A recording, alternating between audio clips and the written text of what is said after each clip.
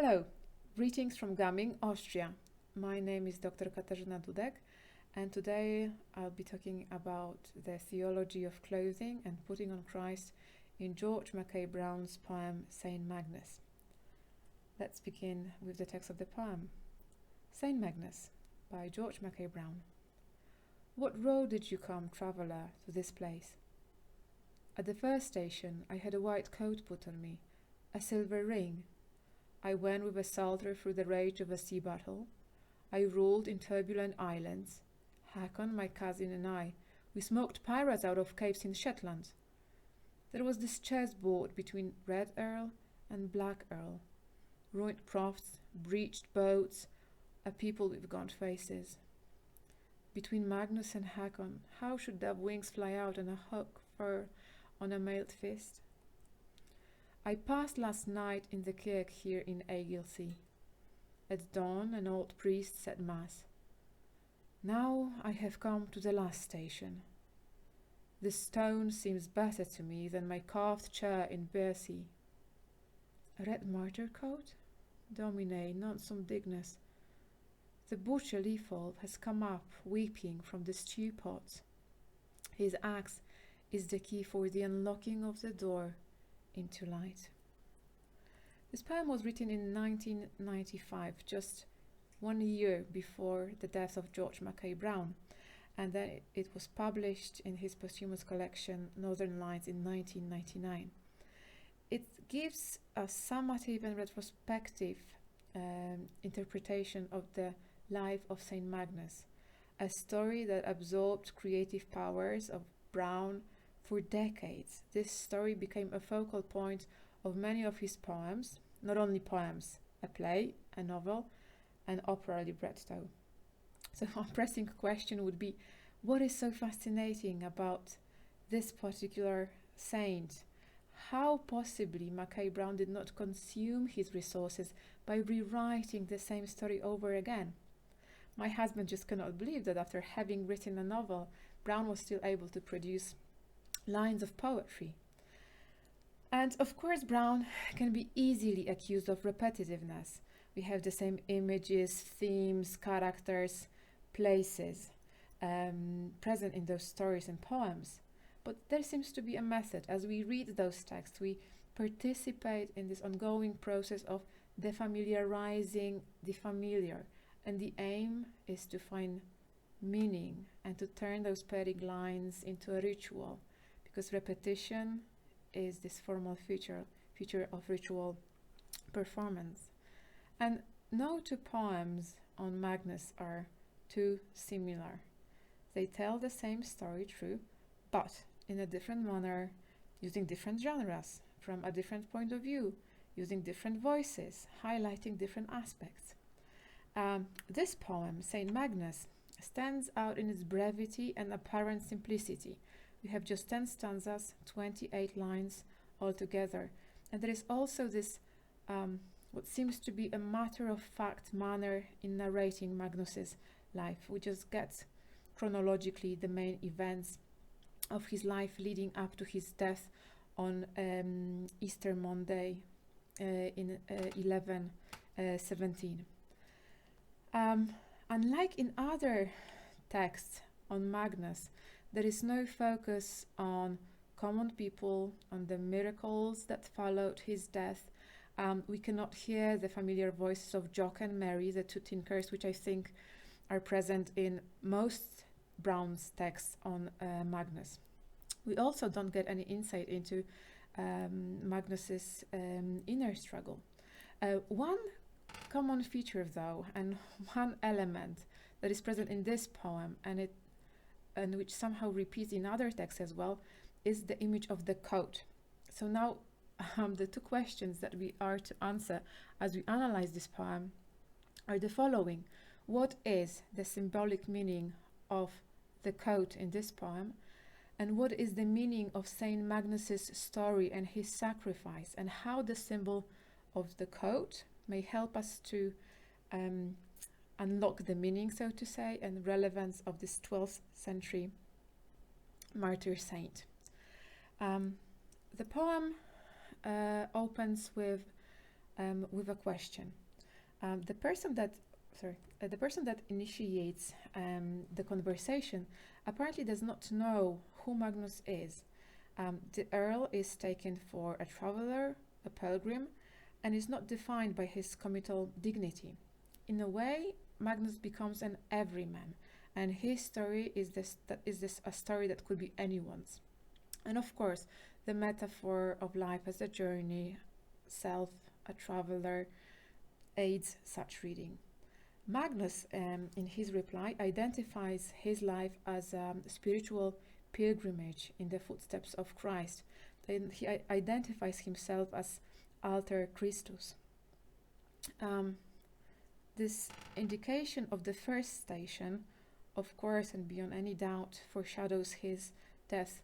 But there is also as if an expression of some kind of eschatological hope. There is this daring hope that everything makes sense in the end, that life is not condemned to futility.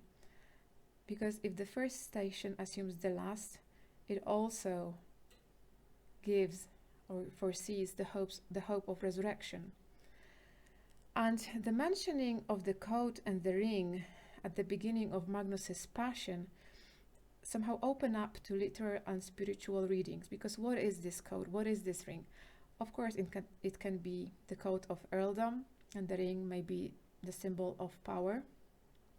But let's try to see into this. The grammar of this sentence suggests that the coat and the ring were gifts which maybe were not entirely willed, but they were definitely embraced. And this could make us think about liturgical vestments. And Ratzinger, in the spirit of the liturgy, indicates that those liturgical vestments present a challenge to a priest to, as he says, surrender himself to the dynamism of breaking out of the capsule of self and being fashioned anew by Christ and for Christ. So these vestments emphasize that the person in the garment is not there as a private person, but stands in place of Christ.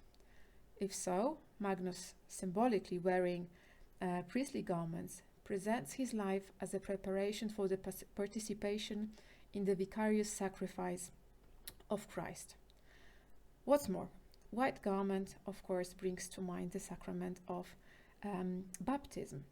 And according to some sources, Magnus was born and raised a pagan, and he converted to Christianity only after years of riotous life. So the reference to the white garment as the symbol of new life would be very appropriate in this context. It is both a gift and a commission. And now, what is the symbolic meaning of the white garment? It is a recollection of the garments of light, this divine glory, in which Adam and Eve were clothed before they trespassed God's commandment, before they lost their likeness to the Creator. And again, as Ratzinger says, all the clothes subsequently worn by man are only a poor substitute for the light of God coming from within, which was Adam's true robe. And there is one more interesting thing. The fathers of the desert noticed that the Greek text of the parable of the prodigal son uses the phrase the first robe. So this is the same phrase that is used in the book of Genesis. And this term, the first robe, is used when merciful Father bestows gifts on his returning son, and those gifts are the robe, the cloak, and the ring. And maybe there is no coincidence when Mackay Brown refers also to the exact two gifts, the coat and the ring. And if so, this turns the whole poem into a universal story of one coming back home, reclaiming the lost sonship, and putting on the garments of light. The ring in this context would not only be the symbol of power and status, but also a call to authority and responsibility for building earthly and heavenly kingdom. So all these aspects, baptismal and priestly garments, the garment of light, and the gift of the merciful Father, merge together in what Ratzinger calls the theology of clothing. And it seems that Mackay Browns just somehow indicate or suggest this with just one line and this haiku-like image. And this theology of clothing is what St. Paul refers to as putting on Christ.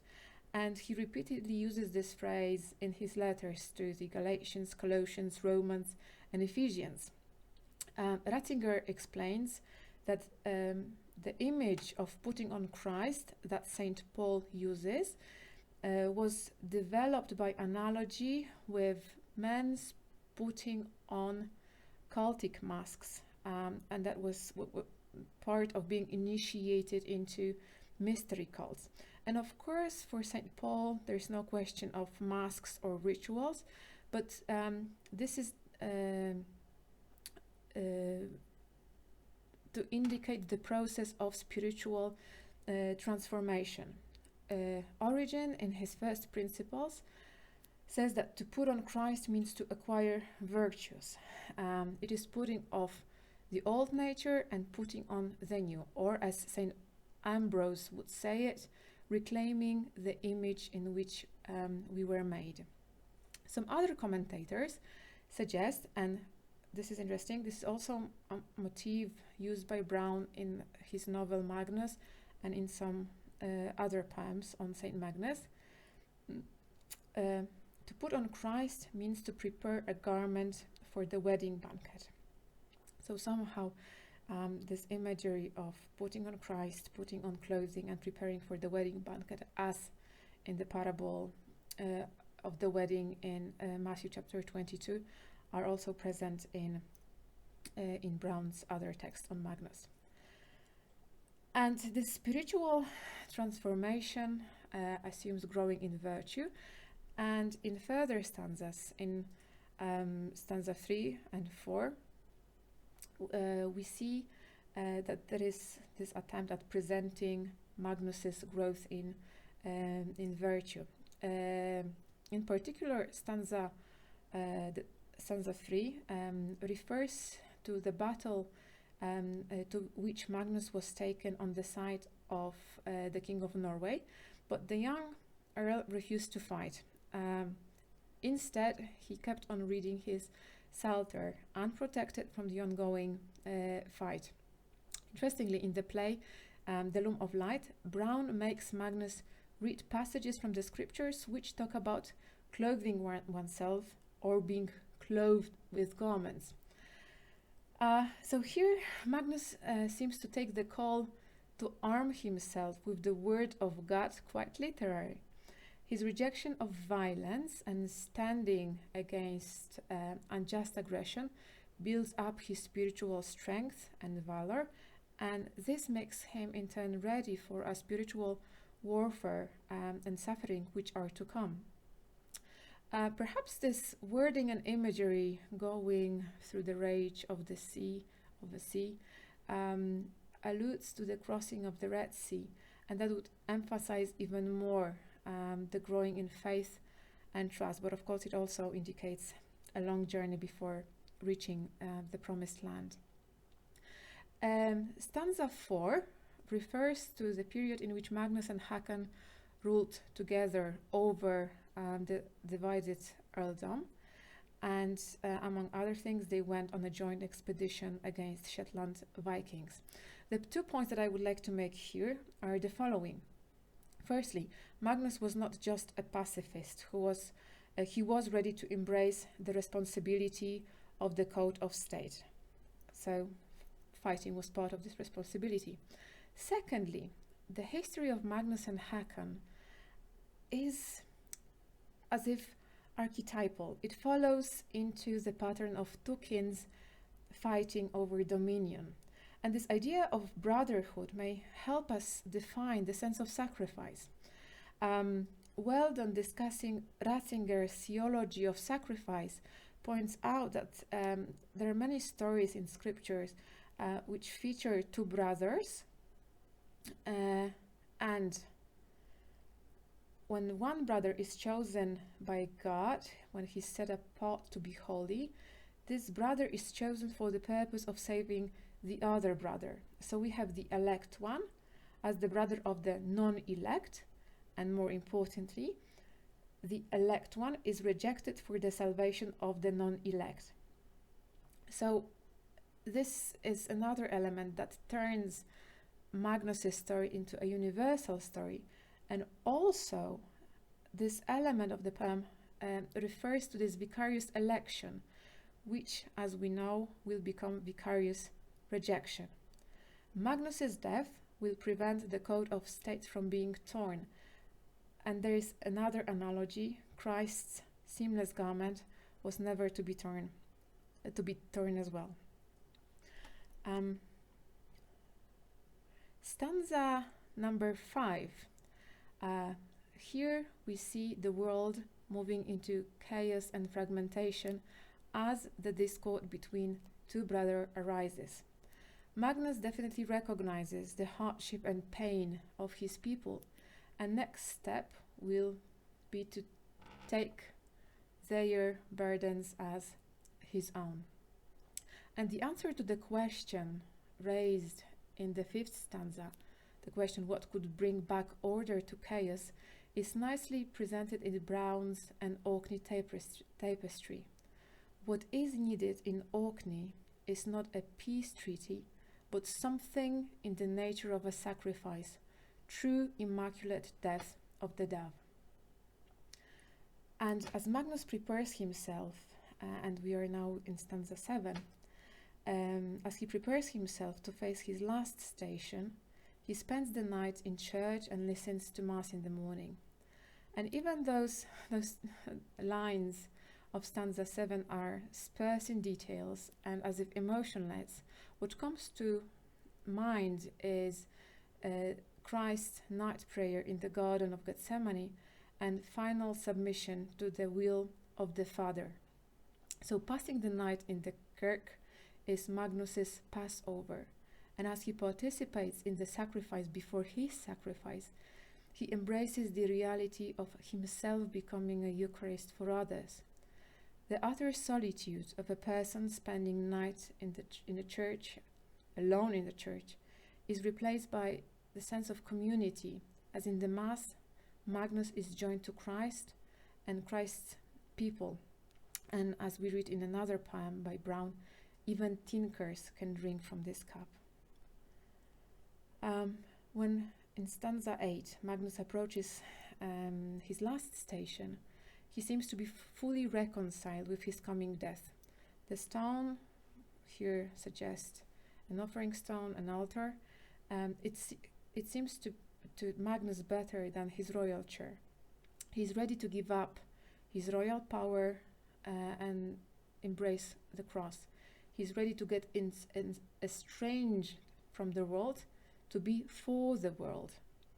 So the shift from the white to red coat, from the first stanza to the 8th, is not so much an exchange as one of the critics suggests, but it is, let's call it a perfecting. It is the ultimate putting on Christ. It is this reply to the baptismal call to holiness. This red coat is not put on Magnus, it is offered to him.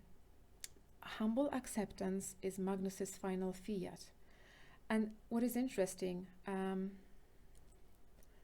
Magnus in stanza 9 uses the Latin phrase, the phrase that we say in the Mass before Holy Communion.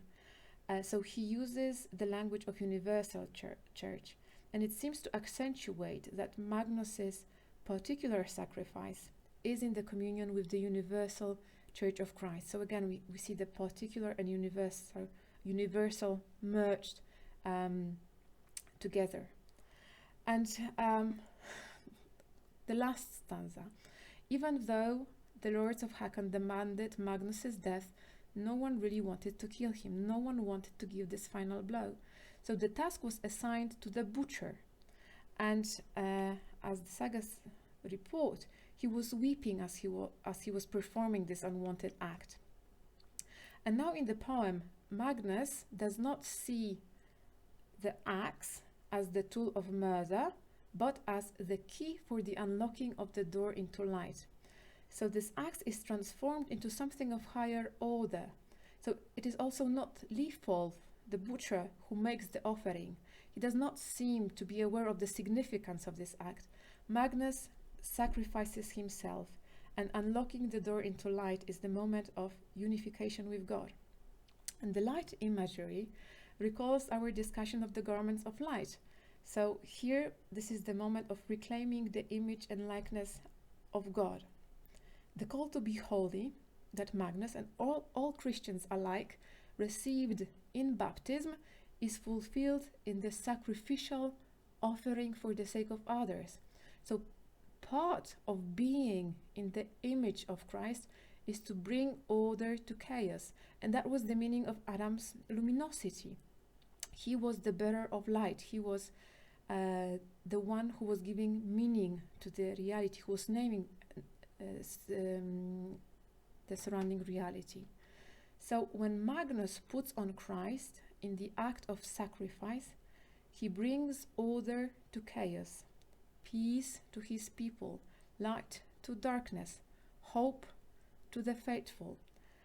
And as this is connected with putting on Christ and putting on the garments of light, we can see this eschatological orientation of the image of clothing. And just to give a very short conclusion, the poem Saint Magnus is the last poem by Browne written on this Orkney saint, and it is a poem written by a man who was approaching his own death.